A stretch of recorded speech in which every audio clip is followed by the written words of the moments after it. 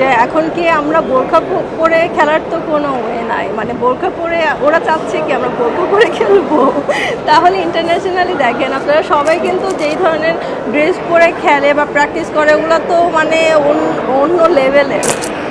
সেক্ষেত্রে আমরা তো ভালো ভালো ড্রেসই পরেছি, এমন কিছু পরিনি যেটা মানে ভাইরাল হওয়ার কোনো ভাইরাল হওয়ার জন্য কেন আমি এই ধরনের ড্রেস পরবো। এটা তো ভদ্র একটা ড্রেস, এটা তো ভদ্র ড্রেস। এটা ভদ্র ড্রেস। তো আমি তো ওই টাইপের কোনো খোলামেলা ড্রেস পরে আসি না এখানে। এটা তো ভদ্র একটা ড্রেস, নর্মাল সবাই টি শার্ট পরে আসতেছে, সবাই যেভাবে আসছে আমিও আসছি। এখন আমাকে যদি অ্যাট্রাক্টিভ এবার সেলিব্রিটি ক্রিকেট লিগে খোলামেলা পোশাক পরে প্র্যাকটিস করার অভিযোগে যে উকিল নোটিশ পেয়েছেন মারিয়ামিম, তার উত্তর দিলেন সে কোন ড্রেসে কিভাবে খেলবেন বা বোরকা পরে খেলবেন কিনা তার জবাব দিয়েছেন। প্রিয় দর্শক, ভিডিওটি ভালো লাগলে চ্যানেলটি সাবস্ক্রাইব করুন। ধন্যবাদ। আসসালামু আলাইকুম।